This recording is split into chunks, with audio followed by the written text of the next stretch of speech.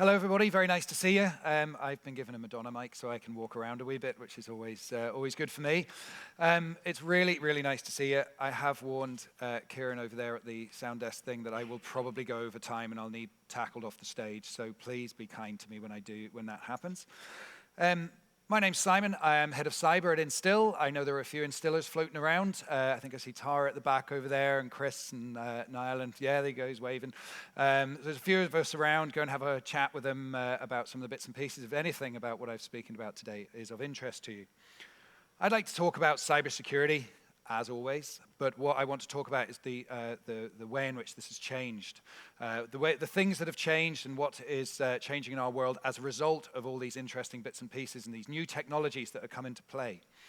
So cybersecurity and AI are strategic business priorities. If you get nothing else from this talk, take that away with you and you can have that one for free. I would also say that I used some AI tools to help me generate some of the images and bits and pieces around this because why not? It's all there for us to be able to use.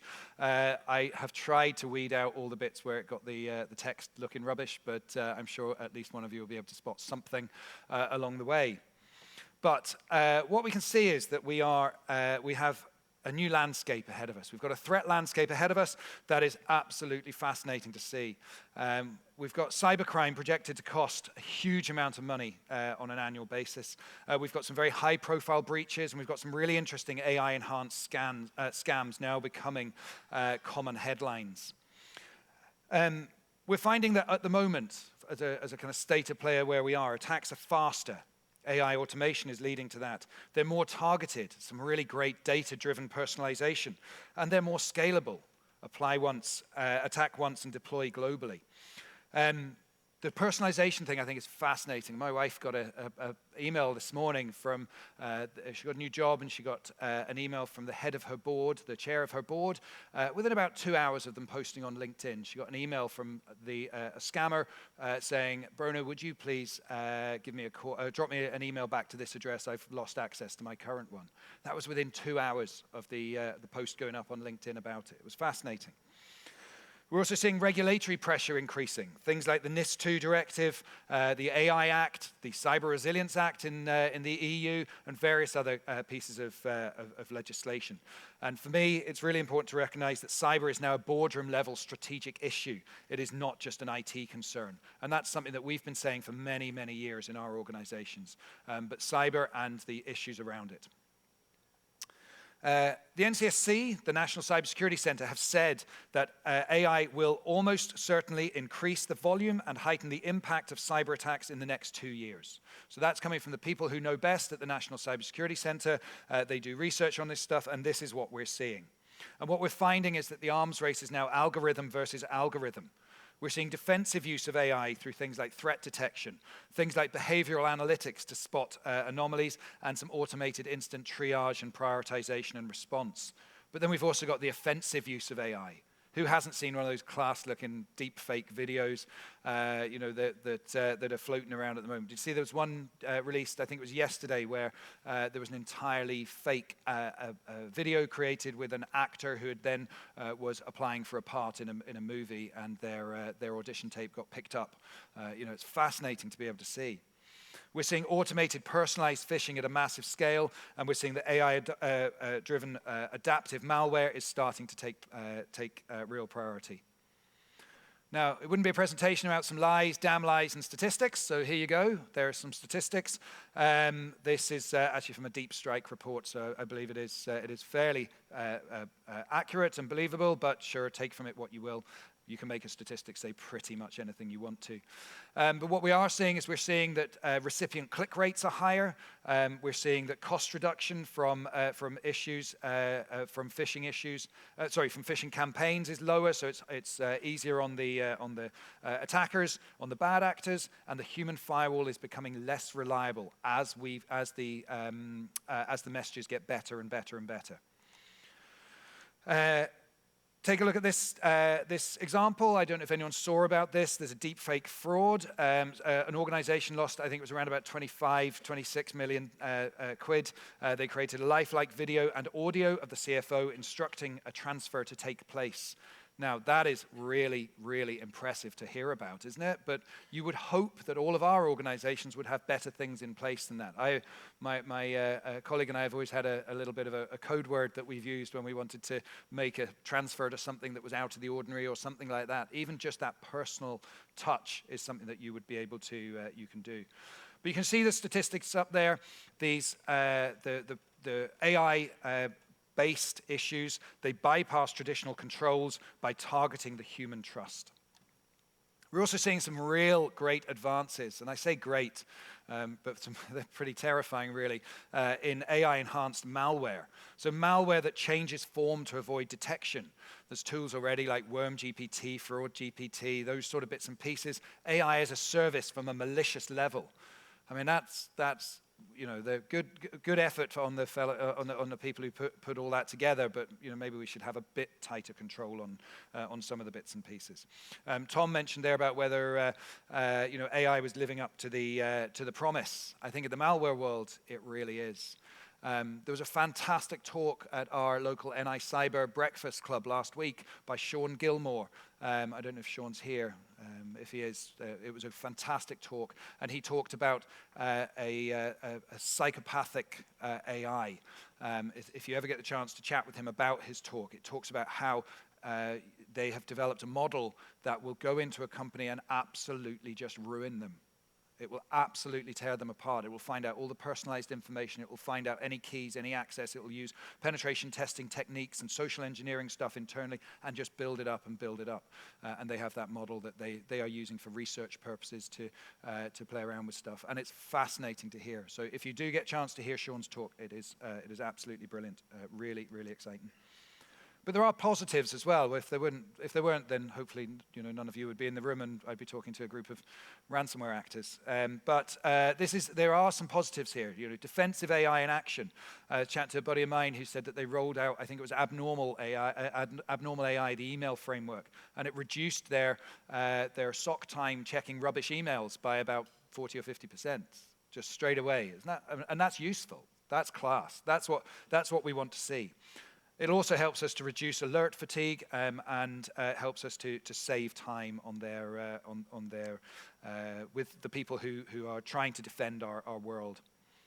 So what do we need to do? Well, we need to think about zero trust, obviously. I don't sell zero trust stuff, so I'm not going to flog you anything. Just be aware of the fact we need to trust nothing. And if we do trust something, we need to trust, then verify. So we've got to make sure that it is never granted implicitly and is always continually evaluated. And that applies to every access request, internal, external, or in the middle, whatever it is. That means that we can reduce the lateral movement, we can reduce the blast radius, and that is something that is really, really powerful when you bring an LLM or a piece of AI technology into an attack. It will just spread outwards like there's no tomorrow.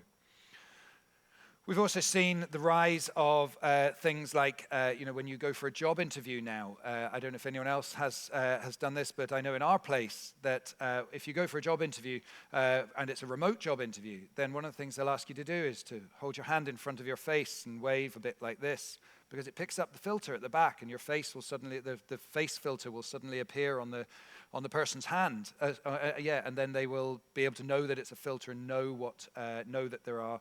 And know that person is not who they claim to be. And this is a massive problem. The North Koreans especially are doing some really fascinating work around deepfakes and around video technologies. There's also an app I've seen, a government-based app, I think it is, where it flashes red and green lights at you to kind of confuse filters as well. But these are all tools which are designed to prevent AI technologies doing naughty things. So we can see about zero trust in practice. Asking people to authenticate every time is not going to work, but what we can do is we can take measured steps, and that will help us to prevent these AI issues coming through. We've got to make sure that we're implementing things like phishing-resistant AI, MFA. We've got to make sure that we've got the least privilege access, all the stuff that people like me have been droning on about for years.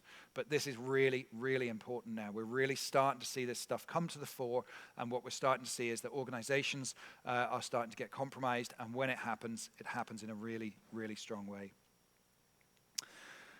Just something that, again, is something we've always talked about, but that actually this doesn't just apply to you.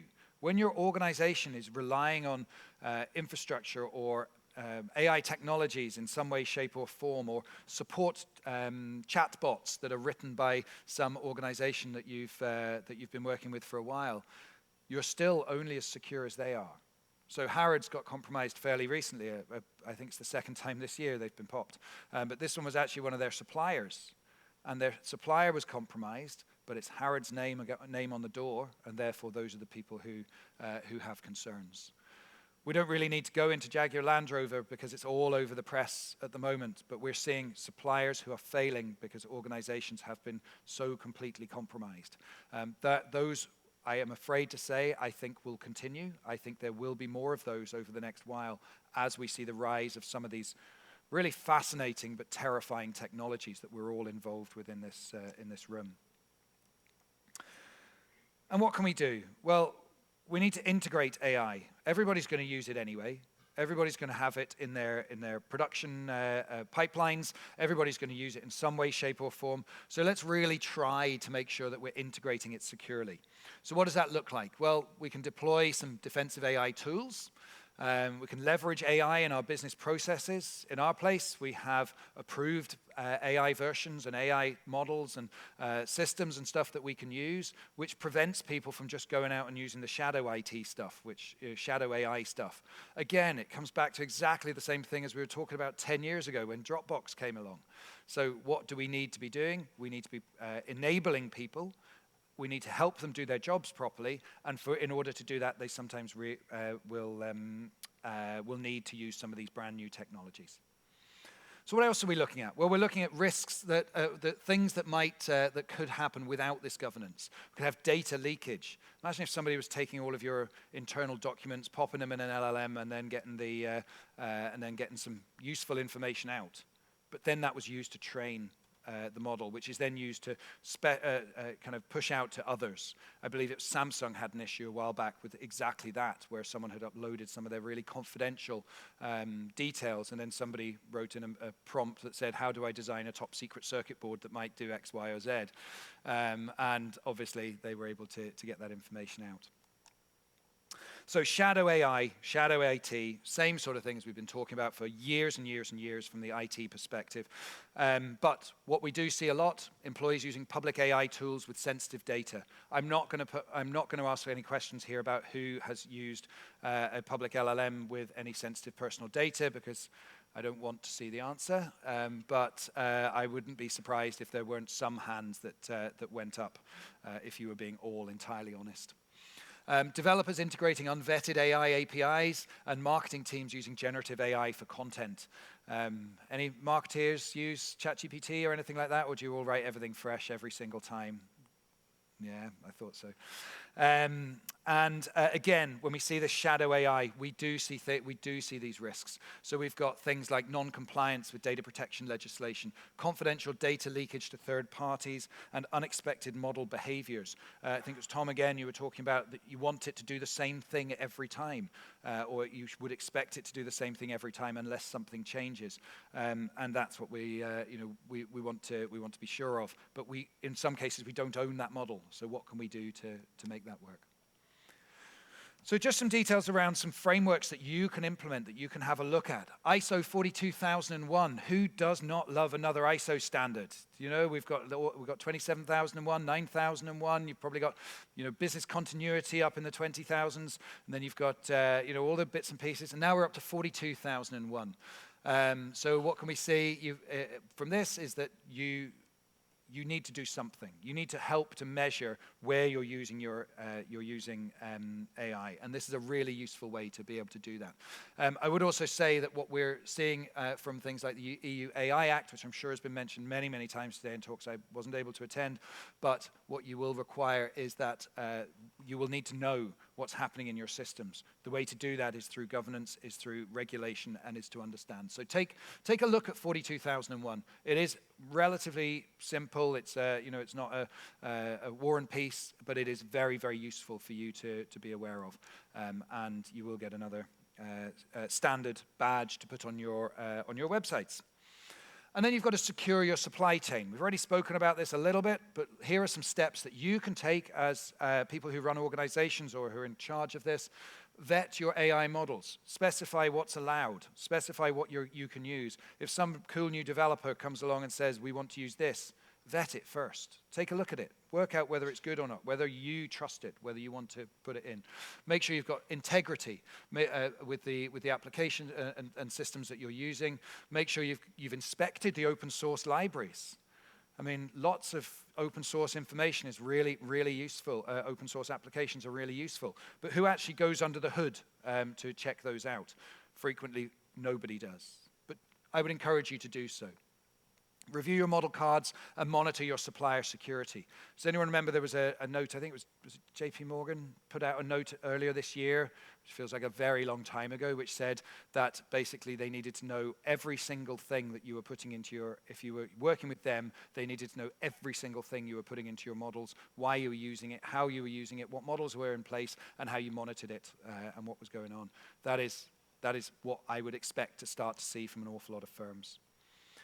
Do some adversarial testing. We heard about red teaming and taking control. Well, again, this is what we've got to be looking at.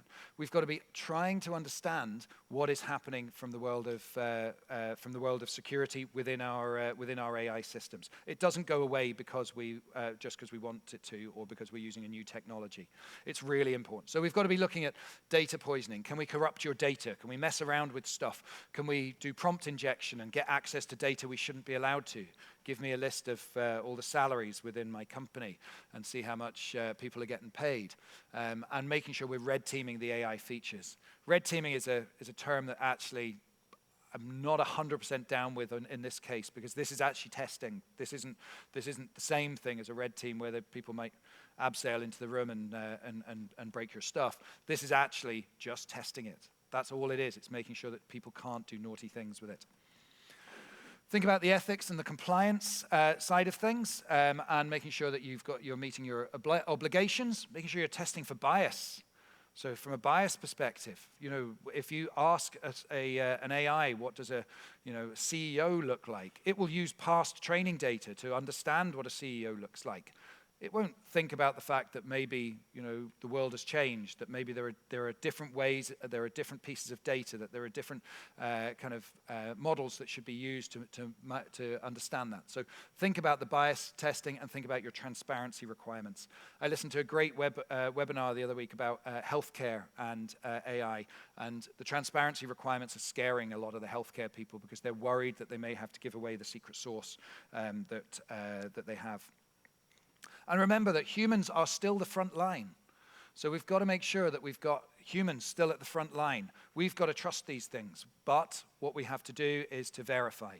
So that's that idea again of trust but verify. Humans are still in the loop for the moment. Until Skynet takes over, we are still in the loop. So let's try and work that out. Things like verification protocols, secondary channel verification. Send a Signal message or a WhatsApp or Teams or something and just say, do you really want me to transfer 23 million pounds to this bank account in the Philippines? And if they say yes, well, at least you've checked. I don't know why you'd want to, but there you go. So make sure you've got that person approval. Make sure you've got the secondary channel verification as well. Incident response readiness. Instant exercising. Make sure you understand what you would do if your AI goes rogue and goes wrong. What would you do? How would you plan for that? What steps would you take when your new marketing chatbot turns out to be racist, as has happened in some organizations' cases? What would you do in that case? That's the same thing as you do to plan for if you got popped by a ransomware gang. But you have to plan for these things. Think about the incident response. What would you do? How would you switch it off? How would you stop it not being racist anymore because it can't go on any HR courses or anything like that? You just have to remove and switch it off and stuff like that. So think about that. From the CISO perspective, make sure that you are aware of these things, and especially this one. This is my most important one, which is around AI risk accountability. So you're responsible for ethics, compliance, and security of AI systems in many different in many ways. Making sure your board and executives are involved. Boards are now becoming legally accountable. Did anyone see the case of Kainos, oh my goodness. Qantas, let's get that 100% right before I do get pushed off the stage. Qantas got compromised. See there where that was going? So Qantas got compromised. And what happened was that the CEO and the executive level team had their remuneration taken down by about 15% because they were compromised. The board and executive levels are going to be held responsible for these things, whether that's an AI bot that's gone racist or an organizational issue in general. So you've got to align your security with your business goals. You've got to make sure that you're joining all of these things together. You've got to make sure, that slide did not translate well to that 16.9, did it? But what we've got to make sure of is that we're looking at investing in defensive AI. We're implementing our zero trust. We're strengthening our supply chain. We're governing our AI use, training our staff, and testing what we would do when things go wrong. Okay, so I will actually just skip through that one. But I would like just to, again, very briefly mention some of these regulatory horizons. So the EU AI Act, there are national AI Acts and different policies in place that are really starting to emerge, and they will differ, and you will have to be aware of them. So as a CEO, as a CISO, you need to be aware of what these look like. We've got NIS2 enforcement coming into play. You've got mandatory breach reporting in certain sectors. It's going to be fascinating to see. But the regulatory horizon is very, very much happening. And we want to be building a security culture, security-first culture. This is, again, something I bang on about constantly, and it's 100% more relevant in the age of AI. So that security-first culture means that you don't rely on the AI bot when it tells you something, that you trust it, you verify it, that you try to understand what's happening in the background. The most important things, I think, are embedding security into your daily processes, verification, reporting, and regular security discussions. Reporting is absolutely essential from this perspective. So I'm going to skip on just a couple of slides because I am getting nasty messages from the corner over there, and I have gone on a little bit too long. But what I would just like to close with is think about the AI skills gap. Think about the fact that everybody in this room is very, very talented and probably brilliant at what you do, but you need to train your teams. You need to train people into being good and using the technology in the appropriate way. Think about your vendor collaboration. So how are they using your data within their AI models? Because you might have something really great in place, but they don't. Including threat modeling, request adversarial testing proof, check that things have been tested, and make sure that you've got those things in play. I will skip through just a couple of those. I'll make these slides available afterwards. But I wanted to finish off with just some closing thoughts. That security is now a business enabler and differentiator. So this is your opportunity to implement security within your products, within your business. Implement AI, yes, but implement it in a safe, secure, enabling way. So think about that as being the closing, the requirements for your organizations. And with that, thank you very much, and I will be around for a wee bit afterwards if anyone would like to have a cup of coffee and a chat about any of these cyber and AI issues. Thank you very much.